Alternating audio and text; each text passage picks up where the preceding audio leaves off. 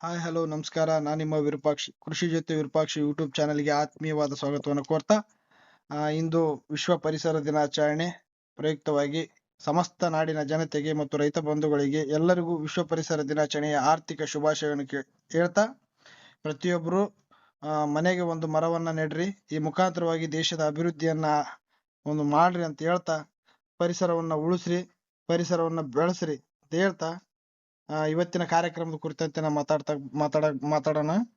ಸೂರ್ಯಕಾಂತಿ ಬೆಳೆಗಳ ಬಗ್ಗೆ ಮತ್ತು ಬೇಸಾಯ ಕ್ರಮದ ಬಗ್ಗೆ ಆಲ್ರೆಡಿ ನಾನು ವಿಡಿಯೋ ಮಾಡಿದ್ದೆ. ಅದೇ ರೀತಿಯಾಗಿ ಸೂರ್ಯಕಾಂತಿ ಒಂದು ಬೆಳೆಗಳಲ್ಲಿ ಬರ್ತಕ್ಕಂಥ ರೋಗ ಮತ್ತು ಕೀಟ ಬಾಧೆಗಳ ಕುರಿತಂತೆ ಇವತ್ತು ನಾನು ನಿಮ್ಮ ಜೊತೆ ನಿಮಗೆ ತಿಳಿಸ್ಕೊಡ್ತಾ ಇದ್ದೀನಿ. ಈ ಒಂದು ವಿಶೇಷತೆ ಏನಪ್ಪಾ, ಈ ವಿಡಿಯೋದ ವಿಶೇಷತೆ ಏನಂತಂದ್ರೆ, ಈ ಒಂದು ವಿಡಿಯೋದಲ್ಲಿ ನಿಮಗೆ ರಾಸಾಯನಿಕ ಮತ್ತು ಸಾವಯವ ಎರಡೂ ಮುಖಾಂತರ ನೀವು ಒಂದು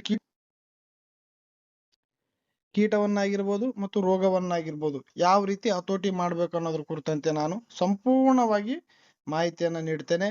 ಅದೇ ರೀತಿಯಾಗಿ ಈ ಒಂದು ಮಾಹಿತಿಯನ್ನ ನಿಮಗೆ ಗೊತ್ತಿರ್ತಕ್ಕಂಥ ಹೆಚ್ಚು ಜನ ರೈತರಿಗೆ ಶೇರ್ ಮಾಡ್ರಿ. ಯಾಕಂದ್ರೆ ಒಂದು ದೇಶ ಅಂತಂದ್ರೆ ಇಲ್ಲಿ ರೈತ ಬಹಳ ಪ್ರಾಮುಖ್ಯತೆ ಪಡಿತಾನೆ. ರೈತ ಅಭಿವೃದ್ಧಿ ಹೊಂದಿದ್ರೆ ದೇಶ ಅಭಿವೃದ್ಧಿ ಹೊಂದುತ್ತೆ ಅಂತ ಹೇಳ್ತಾ ನನ್ನ ಒಂದು ವಿಡಿಯೋನ ಸ್ಟಾರ್ಟ್ ಮಾಡ್ತಾ ಇದ್ದೀನಿ.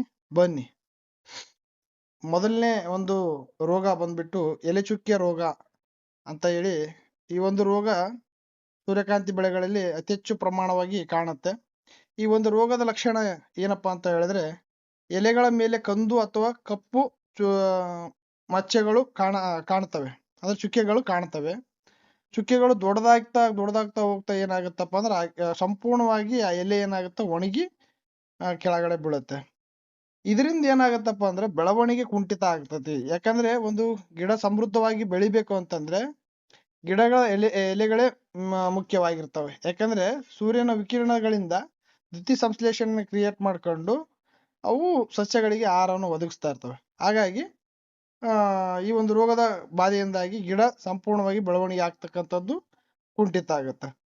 ಅದೇ ರೀತಿಯಾಗಿ ಇದು ರಾಸಾಯನಿಕ ಹತೋಟಿ ಯಾವ ರೀತಿಯಪ್ಪ ಅಂತಂದು ಹೇಳಿದ್ರೆ, ಒಂದು ಮ್ಯಾಕೋಜಬ್ ಅಂತಕ್ಕಂಥ ಕೀಟನಾಶಕ, ಒಂದು ರೋಗನಾಶಕ, ಆ ಒಂದು ಕೆಮಿಕಲ್ನ 2 ಗ್ರಾಮ್ ಅಂದ್ರೆ 2 ಗ್ರಾಮ್ ಅನ್ನ ಪ್ರತಿ ಲೀಟರ್ ನೀರಿನಲ್ಲಿ ಬೆರೆಸಿ ಸಿಂಪರಣೆಯನ್ನ ಮಾಡಬೇಕು. ಅದೇ ರೀತಿ ಇನ್ನೊಂದು ಯಾವ್ದಪ್ಪ ಅಂದ್ರೆ ಕಾರ್ಬನ್ ಡೈಜಿಮ್ ಅಂತ ಕರೀತಾರೆ. 1 ಗ್ರಾಮ್ ಅದನ್ನ ಪ್ರತಿ ಲೀಟರ್ ನೀರಿಗೆ ಹಾಕೊಂಡು ಸಿಂಪಡಿಸ್ಬೇಕು. ಅದೇ ರೀತಿಯಾಗಿ ಇನ್ನೊಂದು ಹತೋಟಿ ಕ್ರಮ ಯಾವ್ದಪ್ಪ ಅಂದ್ರೆ ಸಾವಯವ ಹತೋಟಿ. ಬೇವಿನ ಎಣ್ಣೆ ಅಂತ ಏನ್ ಕರಿತೀರಲ್ಲ, ನೀಮ್ ಆಯಿಲ್, ಅದನ್ನ ನಿಮ್ಮ ಒಂದು ರೈತ ಸಂಪರ್ಕ ಕೇಂದ್ರದಲ್ಲಿ ಸಿಗುತ್ತೆ ಅಥವಾ ನಿಮ್ಮ ಒಂದು ಶಾಪ್ ಒಳಗಡೆ ಆದ್ರೂ ಸಿಗುತ್ತೆ. ಅದನ್ನ 5 ml ಪ್ರತಿ ಲೀಟರ್ ನೀರಿಗೆ ಹಾಕೊಂಡು ಒಂದು ಸ್ಪ್ರೇ ಮಾಡಬೇಕು. ಅದೇ ರೀತಿಯಾಗಿ ಇನ್ನೊಂದು ಗೋಮೂತ್ರ ಆಧಾರಿತ ಜೀವಾಮೃತ ಸಿಂಪರಣೆ, ಅಂದ್ರೆ ಗೋವಿನ ಮೂತ್ರದಿಂದ ಜೀವಾಮೃತವನ್ನ ರೆಡಿ ಮಾಡ್ಕೊಂಡು ಅದನ್ನ ಸ್ಪ್ರೇ ಮಾಡೋದ್ರಿಂದನೂ ಈ ಒಂದು ರೋಗ ಬಾಧೆಯನ್ನ ಹತೋಟಿ ಮಾಡ್ಬೋದು. ರೋಗ ಬಾಧಿತ ಗಿಡ, ಮೂರನೇದು ಆಪ್ಷನ್ ಏನಪ್ಪಾ ಅಂತಂದ್ರೆ, ರೋಗ ಬಾಧಿತ ಗಿಡದ ಎಲೆಯನ್ನ ಅಲ್ಲಲ್ಲಿ ಕಾಣ್ತವಪ್ಪ ಅಂದ್ರ ಆ ಎಲೆಗಳನ್ನ ಅಥವಾ ಗಿಡಗಳನ್ನ ಕಿತ್ತಿ ಆಗ್ತಕ್ಕಂಥದ್ದು ಉತ್ತಮ. ಎರಡನೇ ಬಂದ್ಬಿಟ್ಟು ರೋಗ ಯಾವ್ದಪ್ಪ ಅಂದ್ರೆ ತುಕ್ಕು ರೋಗ. ತುಕ್ಕು ರೋಗದ ಒಂದು ಲಕ್ಷಣ ಏನಪ್ಪಾ ಅಂತಂದ್ರೆ, ಎಲೆಗಳ ಕೆಳಭಾಗದಲ್ಲಿ ಕಂದು ಬಣ್ಣದ ಪುಡಿಗಳು ಕಾಣ್ತಾವ. ನೀವು ಚಿತ್ರದಲ್ಲಿ ನೋಡ್ತಿರ್ಬೋದು, ಆ ರೀತಿ ಕಾಣುತ್ತೆ. ಎಲೆಗಳು ಒಣಗಿ ಬಿದ್ದು ಹೋಗ್ತವೆ. ಇದು ಸೇಮೆ, ಅಂದ್ರೆ ರೋಗ ಬಂದು ಅದೆಲ್ಲ ಎಲೆ ತುಂಬಾ ಸುತ್ತ ಆವರಿಸ್ಕೊಂಡು ಎಲೆ ಒಣಗಿ ಕೆಳಗಡೆ ಬೀಳುತ್ತೆ. ಅದೇ ರೀತಿ ಮತ್ತೆ ಬೆಳವಣಿಗೆ ಕುಂಠಿತ ಆಗತ್ತೆ. ಇದು ಒಂದು ಹತೋಟಿ ಕ್ರಮ ಏನಪ್ಪಾ ಅಂತಂದ್ರೆ ಎಕ್ಸಾಕೋನಜೋಲಾ ಅಂತಕ್ಕಂಥ ಒಂದು ಕೆಮಿಕಲ್ ಬರುತ್ತೆ. 1 ml ಲೀಟರ್ನಿಗೆ ರಾಸಾಯನಿಕವಾಗಿ ಅಂದ್ರೆ 1 ml ಲೀಟರ್ಗೆ ಬೆರೆಸಿ ಸಿಂಪಡಣೆ ಮಾಡ್ಬೇಕು. ಅದೇ ರೀತಿ ಸಾವಯವ ಹತೋಟಿ ಕ್ರಮ ಯಾವ್ದಪ್ಪ ಅಂದ್ರ, ನಾನು ಆಲ್ರೆಡಿ ಹೇಳಿದೆ, ನೀಮ್ ಕಷಾಯ ಸಿಂಪಡಣೆ, ಅಂದ್ರೆ ಅದೇ ಇದೇ ತರನ ಬೇವಿನ ಒಂದು ಕಷಾಯ ಅದು. ಇನ್ನೊಂದು ಟ್ರೈಕೋಡರ್ಮಾ ಮಿಶ್ರಣ ಮಾಡಿ ಮಣ್ಣಿಗೆ ಹಾಕೋದ್ರಿಂದನೂ ಕೂಡ ಇದನ್ನ ಕಂಟ್ರೋಲ್ ಮಾಡಬಹುದು. ಇದು ಗಾಳಿಯಲ್ಲಿ ಹೆಚ್ಚಾಗಿ ಮೂರನೇ ರೋಗ ಯಾವ್ದಪ್ಪ ಅಂದ್ರೆ ಬೇರುಕೊಳೆ ರೋಗ ಅಂತ ಬರುತ್ತೆ. ಈ ಒಂದು ಬೇರುಕೊಳೆ ರೋಗದ ಲಕ್ಷಣ ಏನಪ್ಪಾ ಅಂತಂದ್ರೆ, ಗಿಡಗಳ ಏಕಾಏಕಿ ಒಣಗಿ ಹೋಗ್ತಾವ. ಅಂದ್ರೆ ಗಿಡ ನೋಡ್ತಿ ಅಂದ್ರೆ ಏಕಾಏಕಿ ಒಣಗಿ ಹೋಗ್ಬಿಡ್ತಾವ. ಅದು ಬೇರುಗಳನ್ನ ತೆಗೆದು ನೋಡಿದಾಗ ಬೇರು ಭಾಗ ಕಪ್ಪಾಗಿರ್ತೈತೆ. ಸಿಳ್ಳು ಹೊಡೆದಾಗ ಅದ್ರ ಮಧ್ಯೆ ಏನಾಗಿರುತ್ತೆ, ಕಪ್ಪಾಗಿರ್ತೈತೆ. ಯಾಕಂದ್ರೆ ಯಾವುದೇ ಒಂದು ಆಹಾರ ಭೂಮಿ ಮುಖಾಂತರವಾಗಿ ತಗೋಬೇಕಾದ್ರೆ ಬೇರ್ ಮುಖಾಂತರನೇ ಹೋಗುತ್ತೆ. ನೀರಾಗಿರ್ಬೋದು ಅಥವಾ ಗೊಬ್ಬರ ಆಗಿರ್ಬೋದು, ಹಾಕಿರೋ ಪೋಷಕಾಂಶಗಳಾಗಿರ್ಬೋದು, ಯಾವ್ದನ್ನ ಹತ್ತಂದ್ರುನು ಆ ಈ ಬೇರ್ ಮುಖಾಂತರನೇ ಹೋಗುತ್ತೆ. ಹಾಗಾಗಿ ಬೇರು ಒಣಗಿತಂತಂದ್ರೆ ಆಟೋಮೆಟಿಕ್ಲಿ ಆ ಗಿಡ ಸಂಪೂರ್ಣವಾಗಿ ಒಣಗಿಬಿಡುತ್ತೆ. ಇದಕ್ಕೆ ರಾಸಾಯನಿಕ ಹತೋಟಿ ಯಾವ್ದಪ್ಪ ಅಂದ್ರೆ ಮೆಟಲಾಕ್ಸೆಲ್ ಮತ್ತು ಪ್ಲಸ್ ಮ್ಯಾಂಕೋಜೆಬ್ ಅಂತ 2 ಕಾಂಬಿನೇಷನ್ ಇರ್ತಕ್ಕಂಥದ್ದು ಒಂದು ಕೆಮಿಕಲ್ಸ್ ಇದೆ. ಅದು 2 ಗ್ರಾಮ್ ಪ್ರತಿ ಲೀಟರ್ ನೀರಿಗೆ ಹಾಕಿ ಸ್ಪ್ರೇ ಮಾಡ್ಬೇಕಾಗತ್ತೆ. ಇನ್ನೊಂದೇನಪ್ಪ ಅಂದ್ರೆ ಕಾರ್ಬನ್ ಡೈಜಿಮ್ ದ್ರಾವಣವನ್ನ ಬೇರುಗಳಿಗೆ ಭಾಗಕ್ಕೆ ಹಾಕೋದು.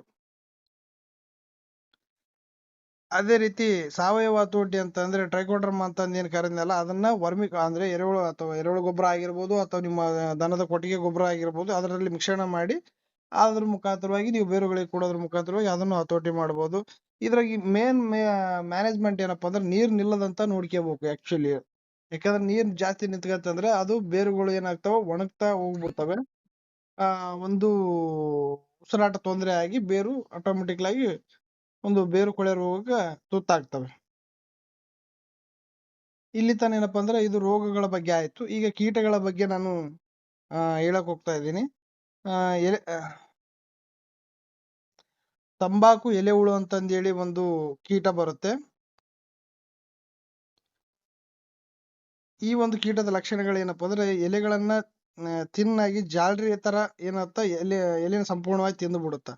ಸಣ್ಣ ಗಿಡಗಳೇನಪ್ಪ ಸಂಪೂರ್ಣವಾಗಿ ಇದು ನಾಶ ಮಾಡಿಬಿಡುತ್ತೆ. ಸಣ್ಣ ಗಿಡಗಳೇನಾದ್ರು ಸಿಕ್ತಪ್ಪ ಅಂದ್ರೆ ಇದು ಸಂಪೂರ್ಣವಾಗಿ ನಾಶ ಮಾಡಿಬಿಡುತ್ತೆ. ಅದೇ ರೀತಿ ಈ ಒಂದು ಕೀಟದ ಹತೋಟಿ ಏನಪ್ಪಾ ಅಂತಂದ್ರ ಇಮಾಮೆಕ್ಟಿನ್ ಬೆಂಜೋಯೇಟ್ ಅಂತ ಅಂದೇಳಿ ಏನ್ ನೀವು ಪುಕ್ಲೇನ್ ಅಂತ ಕರಿತಿರಲ್ಲ, ಶಾವಿಗೆ ಅಂತಿರಲ್ಲ, ಅದು 0.4 ಗ್ರಾಮ್ ಪ್ರತಿ ಲೀಟರ್ ನೀರಿಗೆ ಹಾಕಿಕೊಂಡು ಸ್ಪ್ರೇ ಮಾಡ್ಬೇಕು ಅಂತ. ಅದೇ ರೀತಿ ಸಾವಯವ ಒಂದು ಹತೋಟಿ ಕ್ರಮ ಯಾವಪ್ಪ ಅಂದ್ರೆ ನೀಮ್ ಆಯಿಲ್, ಅದೇ ಏನಲ್ಲಿ ಬೇವಿನ ಎಣ್ಣೆ, ಅದು ಕೂಡ ಸ್ಪ್ರೇ ಮಾಡ್ಬೋದು. ಈ ರೀತಿ ಸಾವಯವದಿಂದ ಹತೋಟಿ ಮಾಡ್ಬೋದು. ರಸ ಇರುವ ಕೀಟ, ಚುಕ್ಕೆ ರಸ ಇರುವ ಕೀಟಗಳಂತಂದೇಳಿ ಎರಡನೇದು ಬರುತ್ತೆ.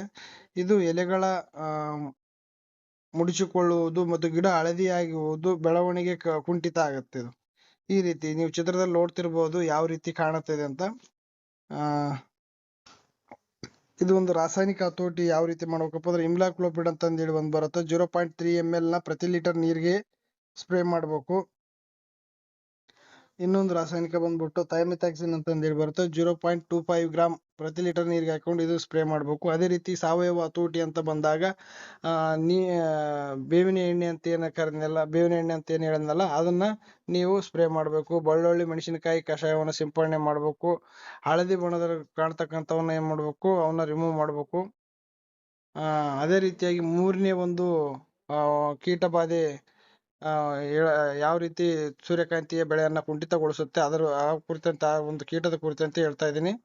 ತಲೆ ಹುಳು ಅಂತಂದೇಳಿ ಇದು ಇದ್ರ ಲಕ್ಷಣಗಳು ಏನಪ್ಪಾ ಅಂತಂದ್ರೆ ಹೂವಿನ ತಲೆ ಭಾಗವನ್ನ ತಿನ್ನುತ್ತೆ. ಅಂದ್ರೆ ಹೂ ಬಿಡೋ ಟೈಮ್ನಲ್ಲಿ ಅಥವಾ ತೆನೆಗಳ ಟೈಮಲ್ಲಿ ಏನೈತಲ್ಲ, ಇದು ತೆನೆಗಳನ್ನ ತಿನ್ನುತ್ತೆ. ತೆನೆಗಳ ಒಳಗಡೆ ಇರ್ತಕ್ಕಂಥ ಬೀಜಗಳನ್ನ ತಿಂದು ಬೀಜ ಕಾಳುಗಟ್ಟೋದನ್ನ ಒಂದು ಕಡಿಮೆ ಮಾಡುತ್ತೆ. ಅದೇ ರೀತಿಯಾಗಿ ಈ ಒಂದು ಕೀಟದ ಹತೋಟಿಗೆ ರಾಸಾಯನಿಕ ಕ್ರಮ ಅಂತಂದ್ ಹೇಳಿದ್ರೆ ಸಿಪ್ನಿಸೈಡ್ ಅಂತಂದೇಳಿ 0.5 ml 1 ಲೀಟರ್ ನೀರಿಗೆ ಹಾಕೊಂಡು ಸ್ಪ್ರೇ ಮಾಡ್ಬೇಕು. ಅದೇ ತರ ಇಮ್ಡಾಕ್ಲೋಪಿಡ್ ಅಂತಂದೇಳಿ 1 ml ನ ನೀರ್ಲೆ ಪ್ರತಿ ಲೀಟರ್ ನೀರಿಗೆ ಹಾಕೊಂಡು ಇದನ್ನ ಸ್ಪ್ರೇ ಮಾಡ್ಬೇಕು.